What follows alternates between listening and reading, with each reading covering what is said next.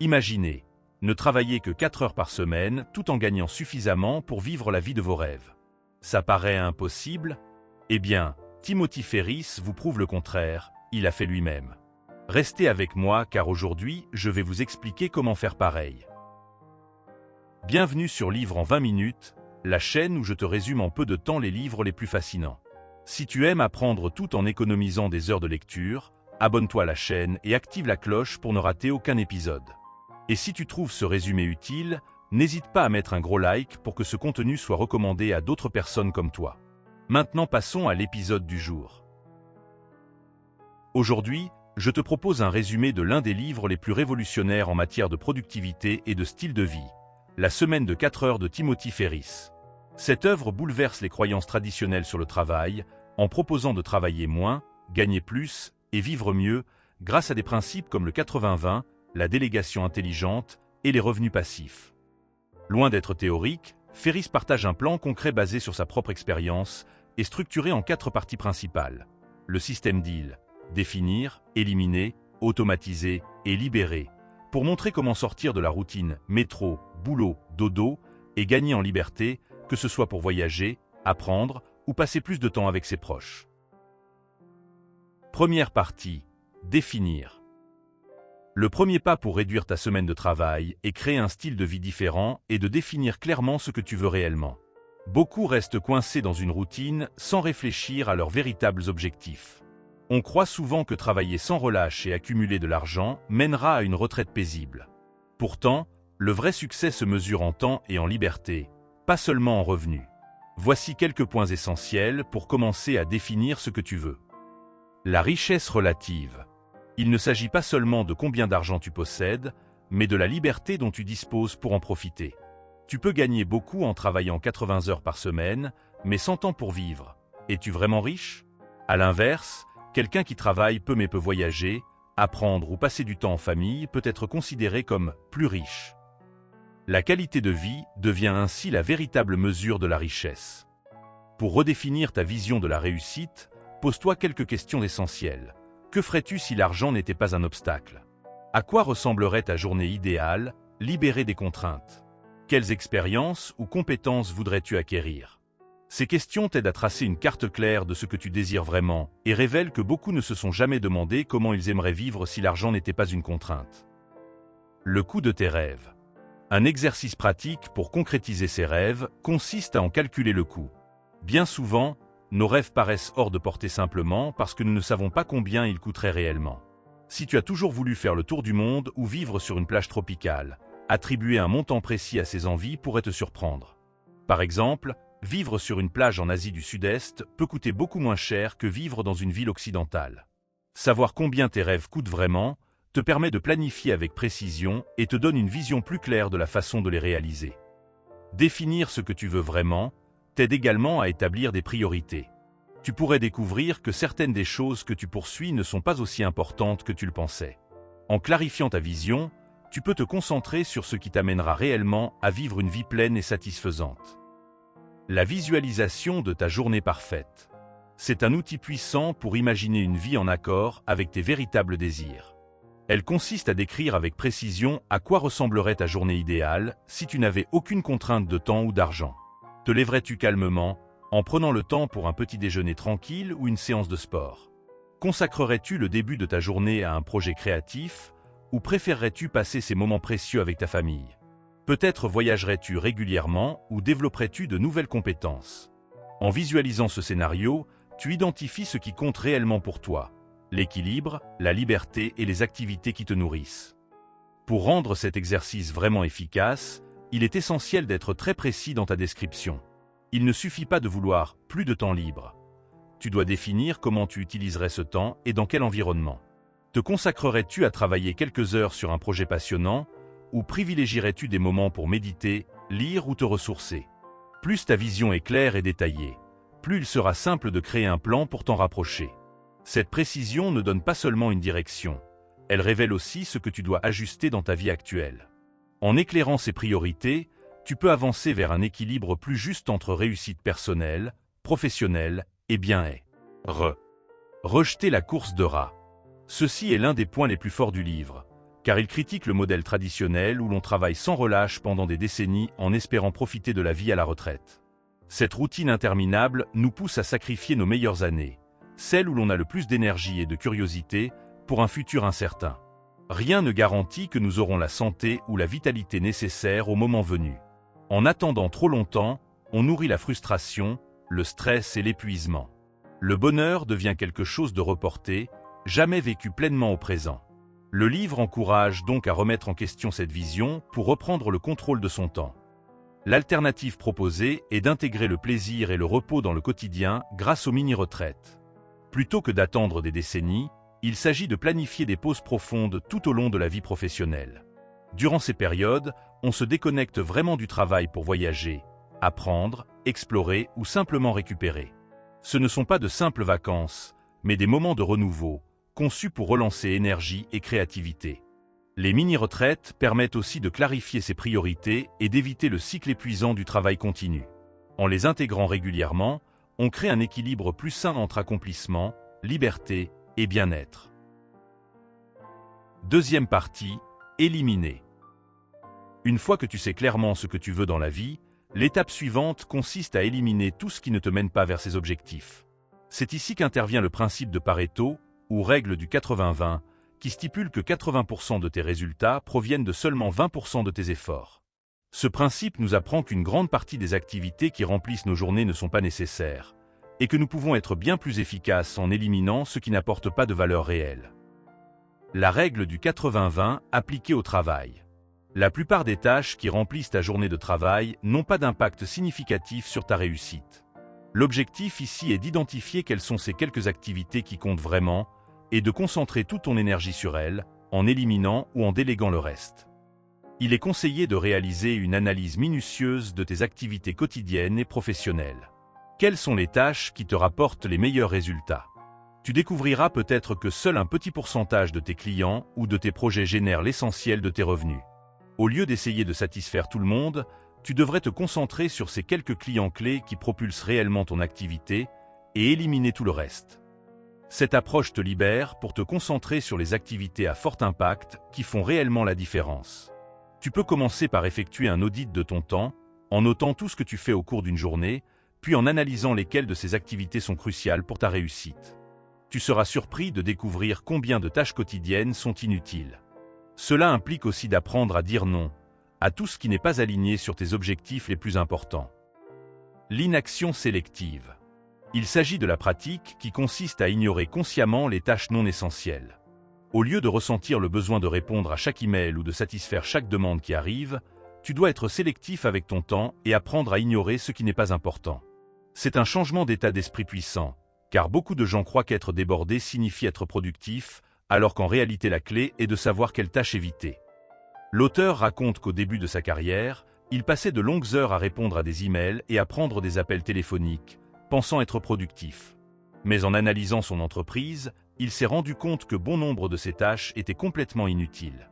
Il a décidé d'éliminer une grande partie de ses engagements et de se concentrer uniquement sur les activités qui généraient des revenus. En conséquence, il a pu réduire son temps de travail et augmenter sa productivité. Le régime d'information. À l'ère de la surcharge informationnelle, nous sommes constamment bombardés de nouvelles, de sollicitations sur les réseaux sociaux et de mails. L'idée ici est d'adopter un régime d'information, c'est-à-dire de réduire drastiquement la quantité d'informations que tu consommes chaque jour. Concentre-toi uniquement sur les informations qui sont cruciales pour tes objectifs et élimine le reste des distractions. Par exemple, tu peux consulter tes emails seulement 2 fois par jour au lieu d'être constamment à l'affût des notifications. Cela te libère l'esprit et améliore ta productivité en te permettant de te concentrer sur l'essentiel. La clé est de protéger ton temps et ton énergie mentale. Ce concept s'applique également aux réseaux sociaux et aux actualités. Au lieu de chercher à tout suivre de ce qui se passe dans le monde, il est recommandé de limiter ton exposition aux informations non pertinentes et de te focaliser uniquement sur ce qui impacte directement tes décisions ou ton bien-être. Déléguer pour libérer du temps. L'un des pas les plus importants pour éliminer le superflu est d'apprendre à déléguer. Beaucoup des tâches que nous effectuons quotidiennement peuvent être réalisées par d'autres personnes, en particulier celles qui ne requièrent pas nos compétences spécifiques. C'est ici qu'intervient l'externalisation. Tu peux engager des assistants virtuels ou déléguer certaines responsabilités à des employés ou à des freelances qui se chargeront des tâches opérationnelles. Déléguer n'est pas seulement une façon de gagner du temps, c'est aussi un moyen de t'assurer que tes compétences sont utilisées sur des tâches stratégiques et non dilapidées dans des détails administratifs. En déléguant, commence petit à petit avec des tâches simples, comme la gestion des emails ou la planification de rendez-vous, puis élargis progressivement la quantité de responsabilités que tu confies aux autres. Plus tu délègues, plus tu auras de temps pour te concentrer sur ce qui compte vraiment. Troisième partie, automatiser. Une fois que tu as éliminé les tâches inutiles et délégué ce qui ne requiert pas ton attention directe, l'étape suivante est d'automatiser tout ce que tu peux. L'objectif est que les tâches répétitives ou administratives s'effectuent automatiquement, sans que tu aies à intervenir dans chaque détail, ce qui te libère encore plus de temps. Voici quelques exemples concrets d'automatisation qui peuvent transformer ton quotidien et rendre ton travail beaucoup plus fluide. Automatisation du travail. L'une des stratégies clés consiste à embaucher des assistants virtuels. Ces assistants peuvent prendre en charge un large éventail de tâches, gestion des emails, planification de réunions, service client, etc. Cela te permet de te concentrer sur les décisions stratégiques de ton entreprise ou sur des activités qui t'apportent davantage de valeur. L'auteur raconte avoir engagé des assistants virtuels en Inde et dans d'autres pays pour qu'ils s'occupent de nombreuses tâches administratives de son entreprise. Cela lui a non seulement permis de libérer du temps, mais a également réduit les coûts d'exploitation, car les rémunérations des assistants virtuels dans certains pays sont généralement plus basses que dans les pays développés. Lorsque tu délègues à des assistants virtuels, il est essentiel de donner des instructions claires afin d'éviter toute supervision constante. C'est particulièrement utile si ton activité s'étend sur plusieurs fuseaux horaires ou si tu voyages souvent. Ferriss conseille de commencer par de petites tâches, puis d'élargir les responsabilités au fur et à mesure. Cela te permet de tester la fiabilité de l'assistant et de construire une collaboration efficace. En déléguant, tu libères du temps pour te concentrer sur des tâches plus stratégiques et à fort impact. Outils technologiques pour automatiser. En plus d'avoir des assistants virtuels, il est très utile de tirer parti d'outils technologiques qui peuvent t'aider à automatiser de nombreux processus quotidiens. De nos jours, il existe une multitude de plateformes qui facilitent l'automatisation de tâches répétitives comme l'envoi de mails, la programmation de publications sur les réseaux sociaux ou la gestion de projets. Par exemple, MailChimp est une excellente option qui permet d'envoyer automatiquement des emails à tes clients ou prospects, ce qui te fait gagner du temps et de l'énergie. Un autre outil qui mérite d'être mentionné, ce sont les systèmes de gestion de la relation client, CRM. Ces systèmes rendent la communication avec tes clients beaucoup plus fluide, te permettant de la gérer sans avoir à t'en préoccuper constamment. L'avantage d'automatiser ces tâches est que tu peux libérer du temps et te concentrer sur les activités qui comptent vraiment pour la croissance de ton entreprise, au lieu de rester coincé dans des tâches administratives. Générer des revenus passifs.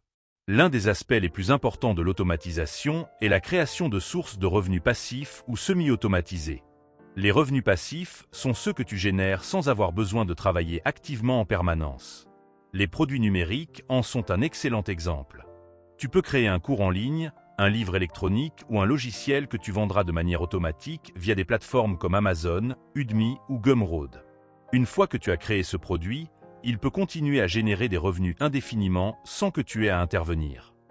Un autre exemple est l'externalisation de la production et de la distribution pour un produit physique. Dans son expérience avec sa société de compléments alimentaires, Ferriss explique qu'il a engagé des prestataires pour prendre en charge la production, le stockage et l'expédition de ses produits. Ainsi, il n'a pas eu à gérer les aspects logistiques de son entreprise, ce qui lui a permis de se concentrer sur l'expansion et le marketing. En créant des systèmes qui fonctionnent sans ton intervention directe, tu peux faire croître ton entreprise sans sacrifier ton temps. Quatrième partie, libérer. Après avoir défini tes objectifs, éliminé ce qui n'est pas important et automatisé autant que possible, nous arrivons enfin à l'étape clé du processus, la libération. C'est ici que tout prend son sens. L'objectif final n'est pas simplement de travailler moins, mais de gagner du temps et de la liberté pour vivre la vie comme tu le souhaites vraiment. Voyons maintenant comment rendre cette liberté réelle. Mini-retraite. Les mini-retraites sont une stratégie clé pour créer une vie plus équilibrée, où le plaisir n'est pas repoussé jusqu'à la retraite. Elles consistent en des pauses prolongées du travail, planifier pour voyager, apprendre une nouvelle compétence ou simplement profiter de ton temps libre. Contrairement aux vacances classiques, elles durent plus longtemps et permettent de prendre du recul sur ta vie et ta carrière. Elles offrent l'occasion de te détendre tout en réévaluant tes objectifs et tes priorités. En intégrant ces mini-retraites, tu évites l'épuisement lié au travail continu. Elles te permettent de revenir avec plus d'énergie, de clarté et de nouvelles idées. Les mini-retraites te permettent de profiter de la vie dès maintenant, plutôt que d'attendre la fin de ta carrière. En planifiant plusieurs, tu entretiens un équilibre sain entre travail et bien-être. Elles offrent aussi l'occasion d'explorer des passions ou de lancer des projets inspirants. L'important est de les organiser de manière réfléchie pour qu'elles s'intègrent sans perturber ton activité. Grâce à l'automatisation et à la délégation, ton travail continue d'avancer, même en ton absence. Travail à distance et flexibilité. Grâce aux technologies actuelles, de plus en plus de personnes peuvent travailler depuis n'importe quel endroit du monde, éliminant ainsi la nécessité d'être attaché à un bureau ou à un lieu fixe. Ce mode de travail te permet non seulement de choisir où vivre, mais aussi quand et comment travailler, en adaptant ta journée à tes propres rythmes de productivité. La flexibilité offerte par le travail à distance est un élément clé pour concevoir une vie où le travail s'intègre de manière équilibrée aux plaisirs personnels et aux expériences qui te comblent vraiment. Le travail à distance brise les contraintes des horaires traditionnels et te donne le contrôle de ton environnement. Tu peux structurer tes journées selon ton rythme, en travaillant au moment où tu es le plus productif. Le reste du temps peut être consacré à tes intérêts personnels, famille, voyage ou passion créative.